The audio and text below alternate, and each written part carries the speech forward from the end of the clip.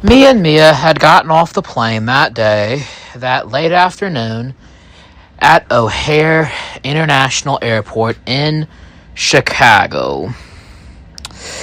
I'd already spoken to Grant, the owner of the hotel, over the phone before, and, well, I hadn't forgotten about Benjamin and Marie, so basically I decided to essentially be a travel influencer that was about to give him a hotel review. And I explained to him that if I gave him a positive review, that could be really good for business because I'm kind of popular with young people. And he immediately accepted. Now, me and Mia did have to pay for our own plane tickets to Chicago, but Grant did arrange for his friend, Walter, to go pick us up.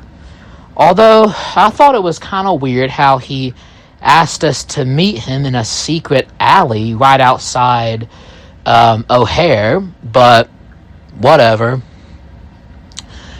And when he did pick us up, he picked us up in an old, what appeared to be a black limo, but it almost looked like a hearse. And Walter, who was a skinny, black, bald man, stepped out and said, are you Mr. and Mrs. Upshur? And I said, yes. Yep, guilty as charged.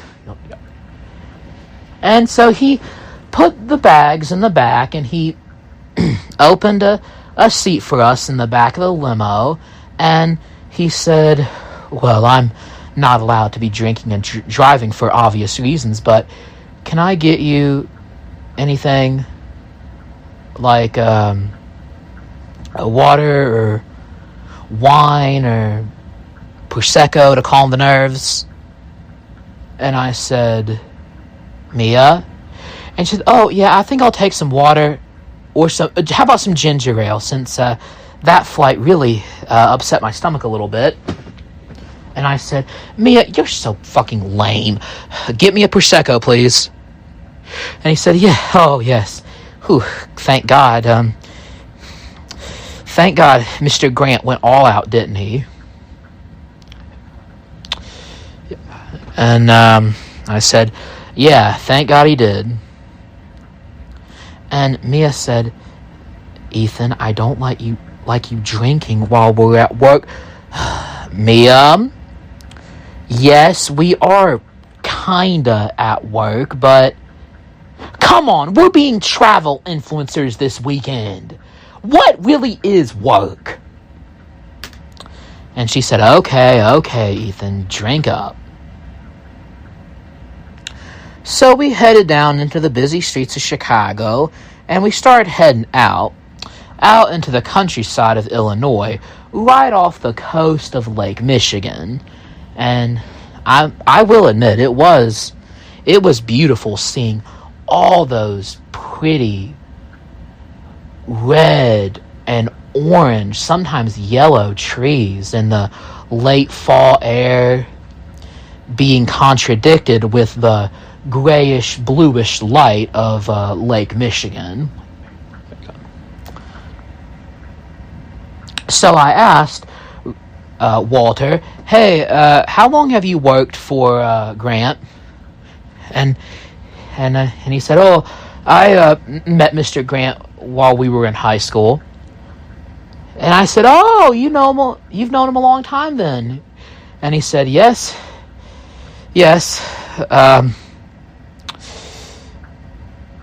And so I asked the basic question, so what's Grant like? And he said, oh, Grant is, Grant's a little bit strange. And I said, oh, what? No, nothing. There's a little TV in the back of this here limo. How about I play a video that he wanted me to play you guys? And in the video, there stood Grant, the owner of the hotel, with a brown jacket and a white button-up shirt with a black tie. And he had a peculiar brown bowler hat on. I thought that was weird because this was Chicago, not London, but okay. And he said, "Welcome. I'm so glad you're here to stay in my hotel. I really am honored to have you here. And Mr. and Mrs. Upshur, you called in advance. So, I have something very, very special planned for you two." And I said, "Oh, that's sweet." And he got a little bit too excited on the video, and I thought, yeah, that was probably my first red flag. I just thought it was weird how excited he was. But we eventually pulled over at this little dock that was right on Lake Michigan. And then he let us out. He took our bags, and then he put us on this little boat that he had. It was a rather medium-sized speedboat. And then he started up and sped off. And I must say, the air, as we were kind of gliding across that lake to the Holmes Hotel, it just felt real crisp, but it also felt very thick. Very thick. And I don't know if this makes sense, but also it felt real heavy.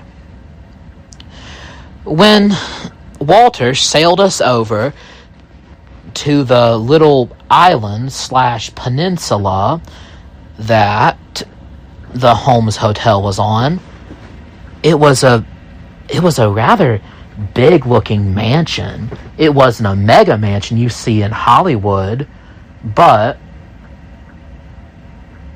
at the same time it was still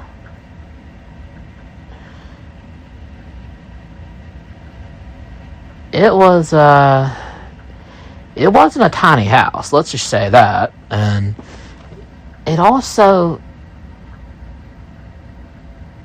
it just looked very foreboding, like an old 1800 style mansion from a horror movie.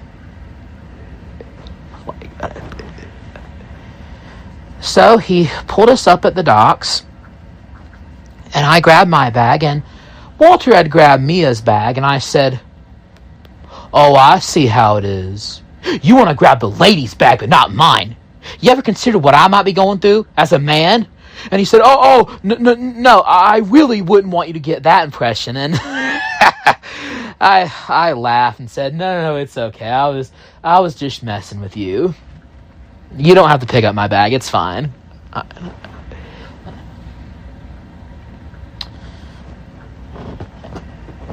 And then we walked onto the stone patio of the mansion, and he had a rather big porch for this place, and on the porch, on what appeared to be a patio table, stood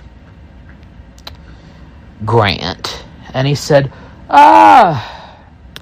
and Mrs. Upshur, I'm glad you're here.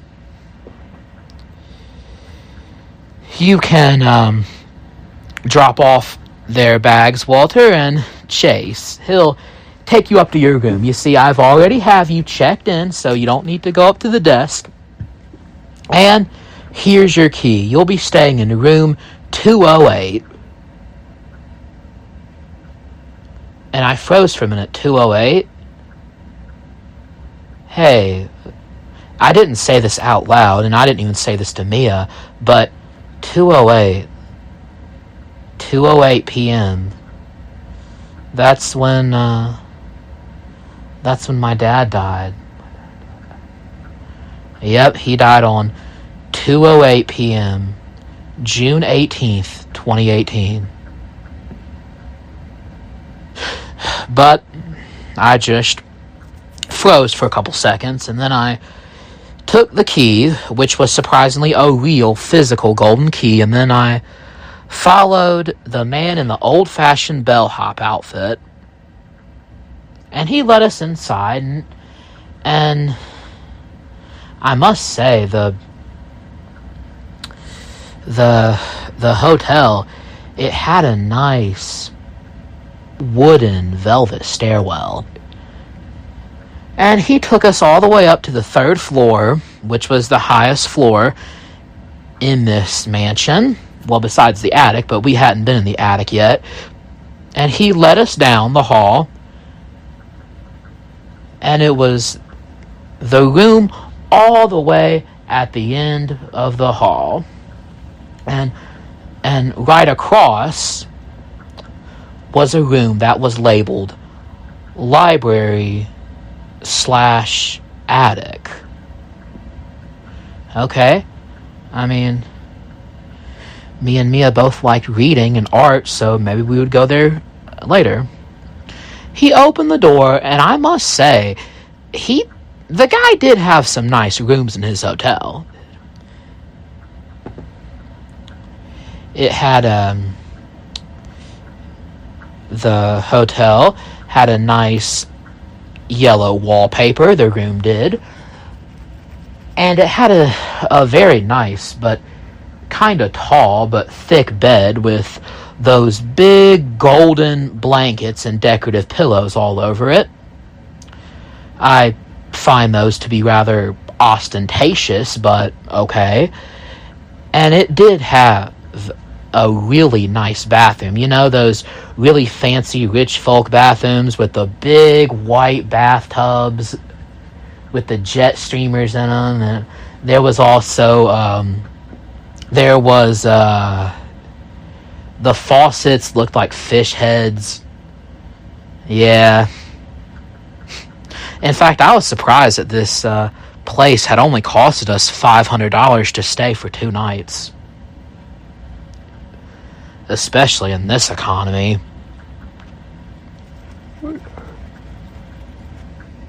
And I said, "Hey, Mia, you want to take a bath in this?" And then she remembered what had happened to Marie, and she said, No, I don't. No.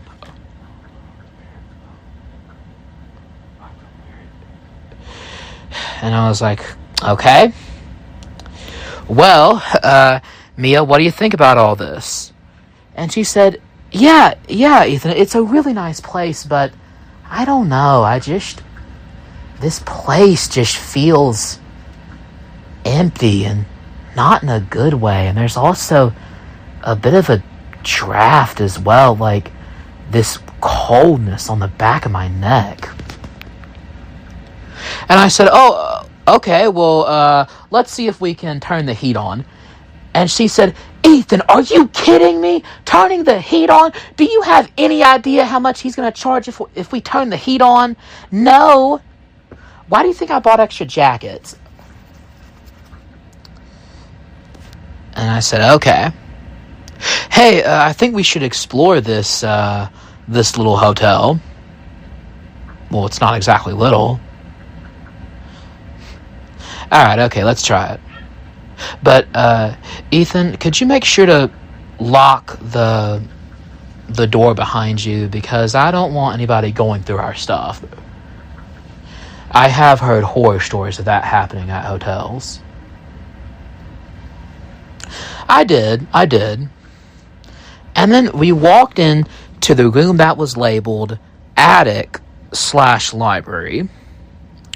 And we walked in, and this library, it had a few bookshelves in them, like, a library does. It wasn't too many, though. But it also had a big skylight. And connected to the big skylight was this big golden telescope. And it was one of those old school telescopes because, a little fun fact about me, I took a couple of astronomy classes in college, and I liked it. I really liked astronomy in college. The people who study that are interesting people, and it was just a fun class. But I looked at it, and I thought, whoa, okay, so Grant likes astronomy. And he also had hanging on the ceiling a few replicas of the planets. And I was like, okay, this Grant guy's got some style. And in the corner of the library, there was a canvas with an easel and paints. And so me and Mia had decided to go look towards it because Mia, she used to be a photographer, but she also loved painting. Well, she used to love painting. And we got a close look at it, and it was all red and gray at first, and then we realized what it was. It was a painting of a bloody gray corpse smoking a cigarette.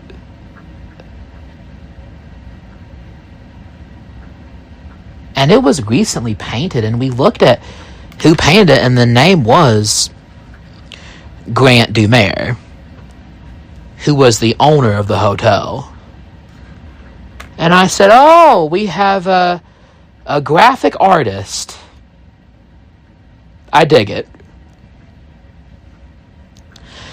And so we kept on exploring this little library, and I noticed that there was a little corner in the library that said Curator's Corner, and it said that it had Mr. Grant's favorite books.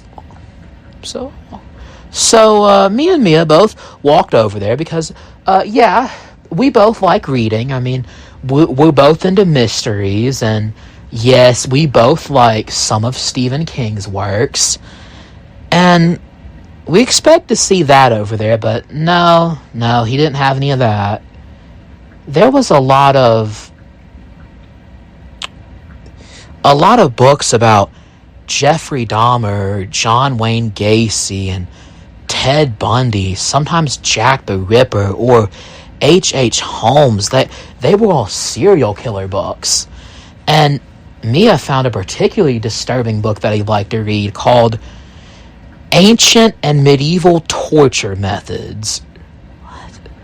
What?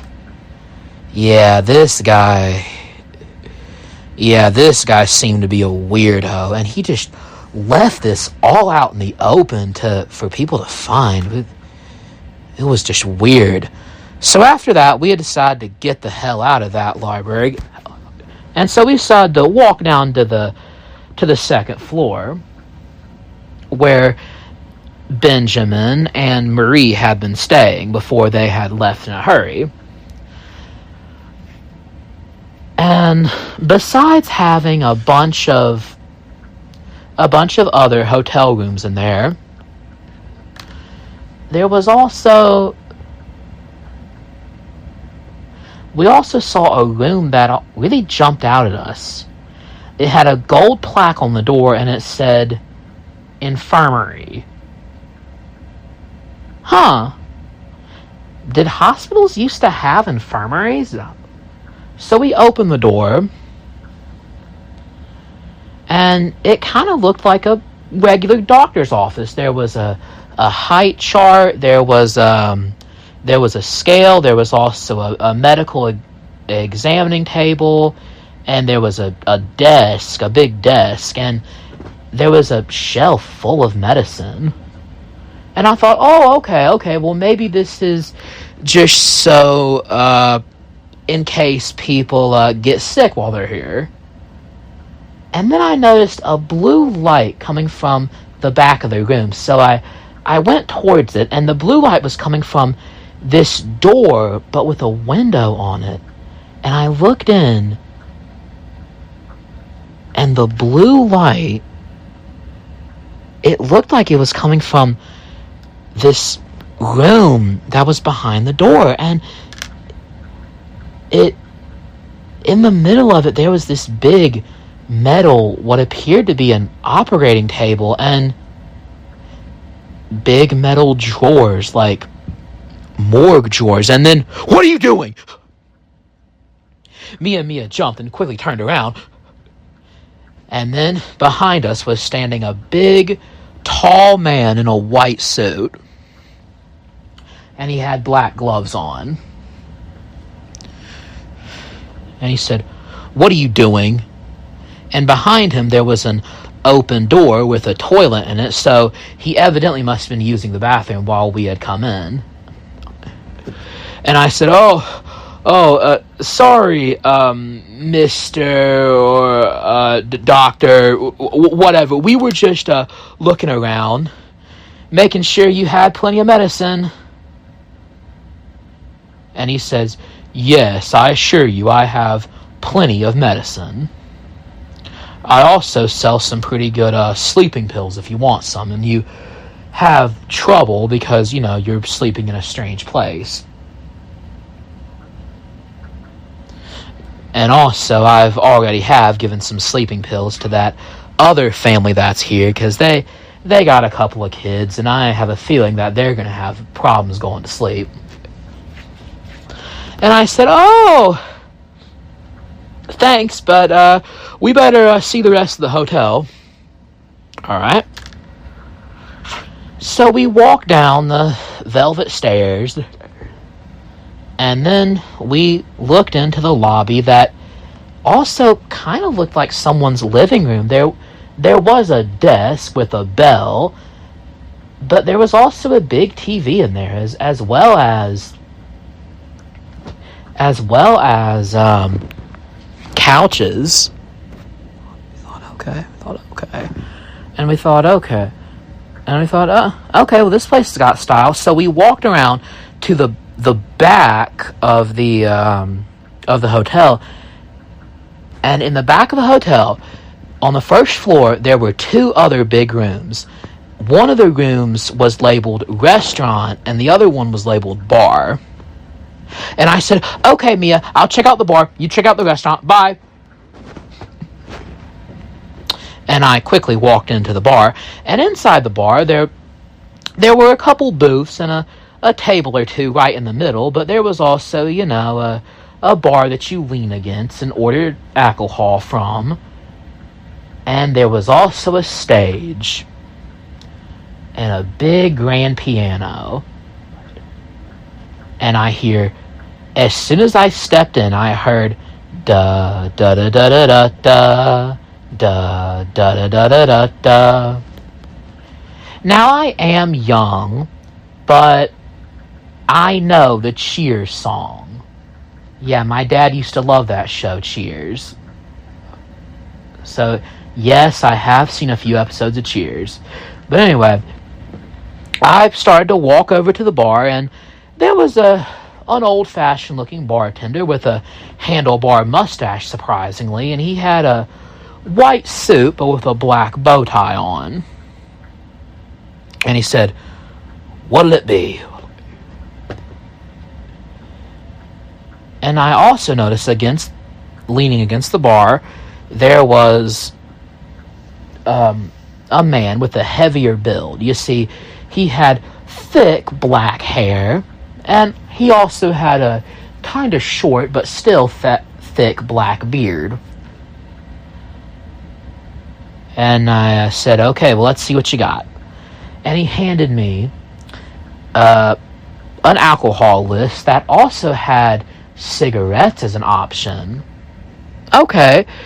You see, I had, I was never really much of a smoker. You see, my father, he smoked all his life, and he did end up dying of lung and brain cancer. But he also had high blood pressure, too. You see, and I did used to smoke when I was like 18 or 19, because I was stressed. I was in college, and I was, away from my parents, and I was, stuck in Asheville with no job and a weird roommate and stressful college classes. So, yeah, I smoked a little bit when I was 18, 19, and a little bit when I was 20, but I always smoked just like only 2 or 3 cigarettes a week. I was a very light smoker, and I hadn't smoked in over 11 years at the time of recording that in 2022. It had been almost 11 years. So I said, you know what? I'll take me a shot of bourbon whiskey, and can you give me a little ciggy, And he said, oh, right away, sir. And then out of nowhere, a more drawn out version of a southern accent came out and said, no, don't do it, son. Don't start. And I looked over at him, and it was the big man that I had just described leaning against the bar. And he was just now finishing his Long Island iced tea. That's on. And he said, kid, don't do it. I just got off smokes about a year ago, and it's been hard for me. Don't start, okay? Believe me, I know you don't smoke that much at all. I can tell just by looking at you, and of course by smelling you. I can tell by looking at you. And I said, okay. Well, I'll just take one, okay? And then the guy gave me an old-fashioned cigarette, and he took out a really stylish silver Zippo, and he lit up, and I took a puff of it. Well, that old familiar burning and coughing sensation filled my lungs, but I don't know, it had a strange effect on my brain. Again, it had been almost 11 years since my last smoke. And, well, okay, back in 2011 and 2012, I did smoke a little bit of weed back in college. But come on, it was Asheville. In fact, I think they still sell weed in Asheville.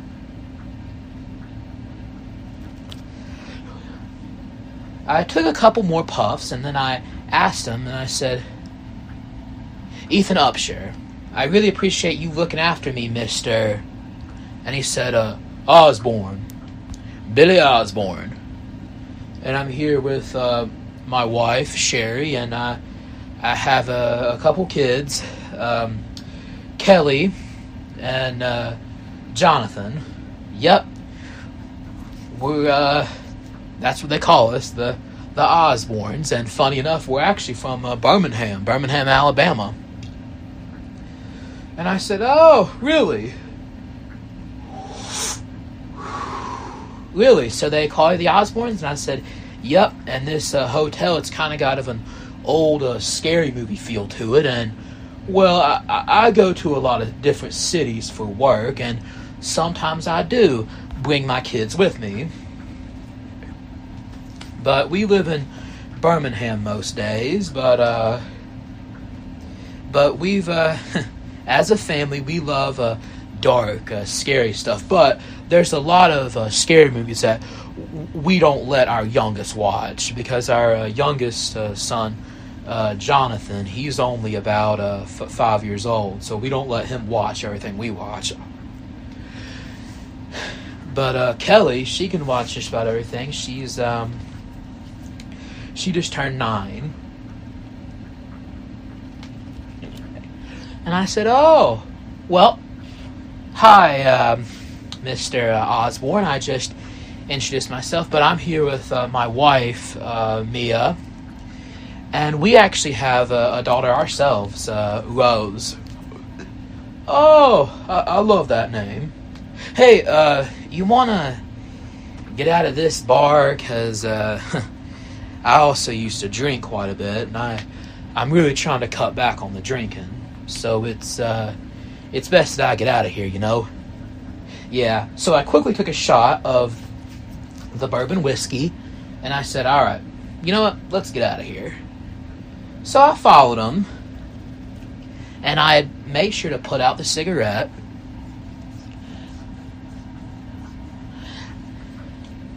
And then I followed him into the restaurant, and Mia was standing up talking to Sherry and the two Osborne children.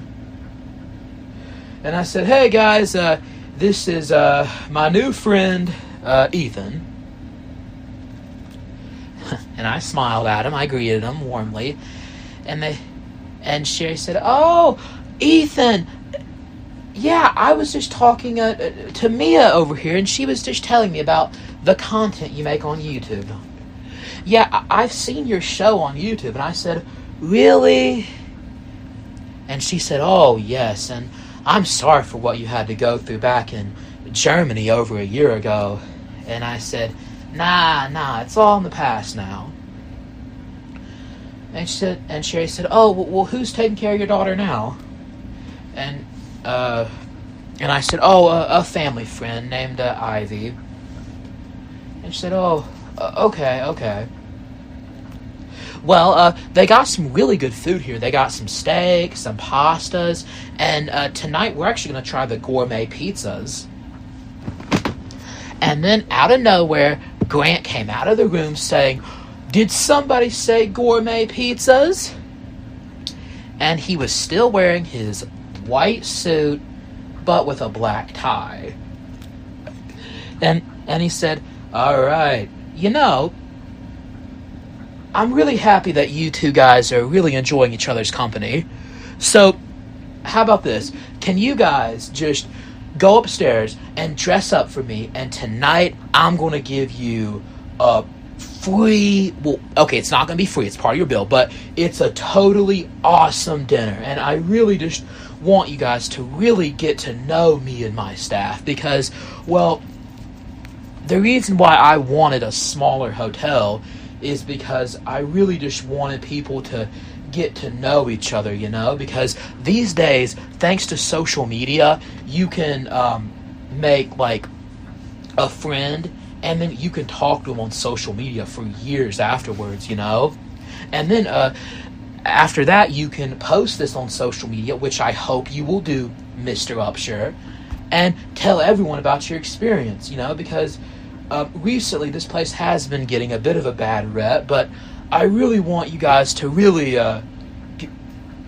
get to know me, you know? I just want you guys to get to know me.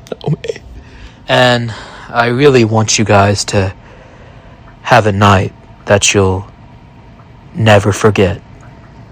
So please, in about an hour, come down for dinner, okay?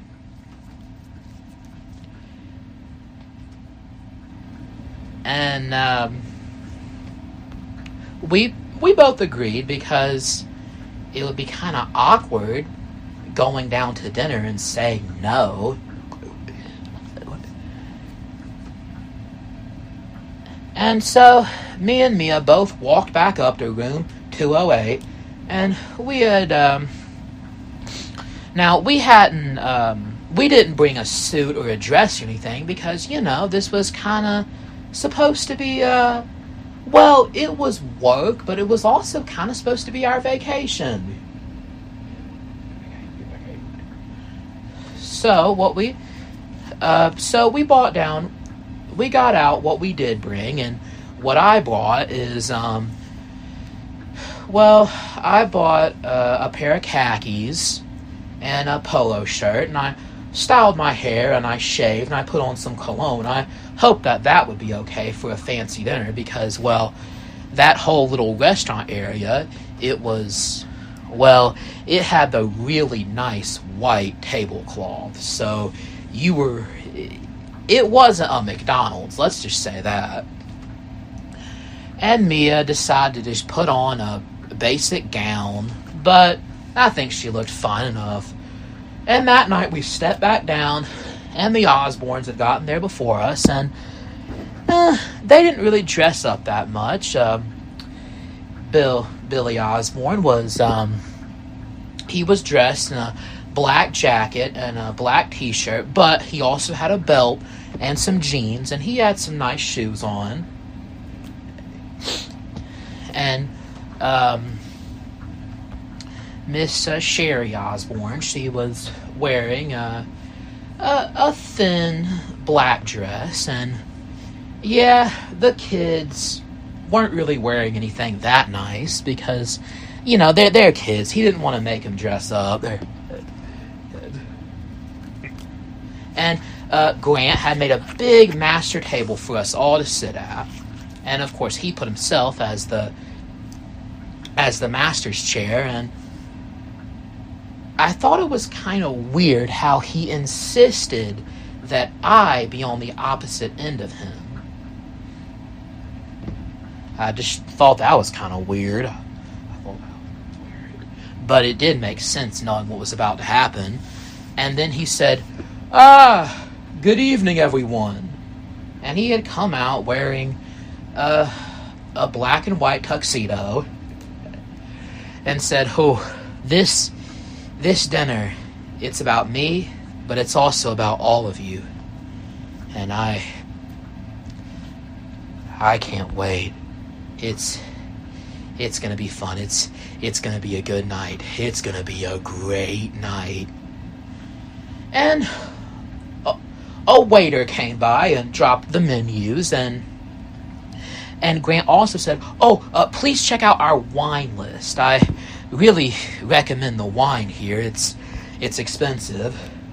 And also, kids, you can drink a little bit of wine. It's okay. I won't tell the police.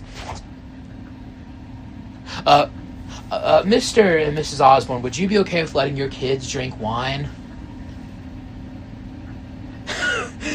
And Billy let out a hearty laughter and said, No, but believe me, kids, you really won't like wine. In fact, I don't really much like wine either, but Sherry does, don't you, Sherry? And she said, yeah, do you have any, like, sangria or a sherry? I like that drink. Or Prosecco? And he said, you know what? Get Miss Sherry a sangria. And what'll it be, Upshurs? And I said, oh, Mia, I would love a nice 2011 Chianti. And I said, you know what? Yeah, that's what it'll be. A 2011 Chianti. And he said, Grant said, Chianti? I'm going to eat your littlest fava beans and Chianti. Yeah, he just randomly screamed that out. Yeah, he straight up said that he was going to eat all of us and serve us with Chianti. Yeah, like in Silence of the Lambs. Yeah, he openly said that, and he just randomly blurted it out like he had Tourette syndrome. And he said, waiter, what are you waiting for? Get out the Chianti and the sangria. Go! Yeah, we didn't think that was very cool how he was being demanding of his waiter like that, but, I mean, he was rich enough, I guess. And a few seconds later, the guy was out with 2 wine bottles and was pouring us out. Although, he did make sure to serve the kids ice water, and there was also, he also gave them a couple of Shirley Temples, which, in some ways, Shirley Temples is actually better than a cocktail, but whatever. And he said, so, I really think you guys might like some gourmet pizza. So, just out of curiosity, do you guys like pineapple on your pizza? And I said, yeah, I like pineapple on my pizza. And Mia said, what, Ethan, ew. And Billy said, yeah, I don't know about that. But Jonathan Osbourne, the son, said, yeah, I like pineapple on pizza. And Billy looked over at his son and said, "What? Who gave you pineapple on pizza?" And he said, "Mommy." What? "Oh, Sherry, we gotta talk tonight." And he said, all right. Grant said, all right, okay. You know what? How about we just get what I call my famous Italian gourmet pizza. And it's just Italian sausages and cupped pepperoni. It's very Italian-American. And I cut it and said, wait, hold on. Is it like that deep dish, like Chicago-style pizza? And he said, no, it's gourmet pizza. The pizza's kind of thin, like they do it in Italy. And Mia said, now, how do you know? You ever been to Italy? And then Billy cut and said, wait a minute. Is it going to have the gabagool? And then I said, yeah, Billy Osborne, my man. Yeah, with the Sopranos reference. And he said, enough about the pizza. Please just stop making me angry. And Sherry said, wait, hold on. How does making a pizza make you angry? How? If a pizza is making you angry, then I think you might have some problems. And he looked right at Sherry and said, you know what, yeah, maybe I do have some problems. Maybe I do. You know what? Let's just sit back and enjoy this dinner, because come on, it's going to be good, and it's going to be fun tonight. It's going to be good, and it's going to be fun. And as soon as Grant sat down, snap, the lights went off. And I looked up and I said, what happened? And Billy said, Grant, if you forgot to pay the bill, that's fine. I mean, you just got to be more prepared than this. And then the lights came back on. But Grant was mysteriously nowhere to be found. And where was he? And I thought, oh no, I bet he's trying to scare us again like he did with Benjamin and Marie. Here we go. Upshurs and Osborns. Here we go.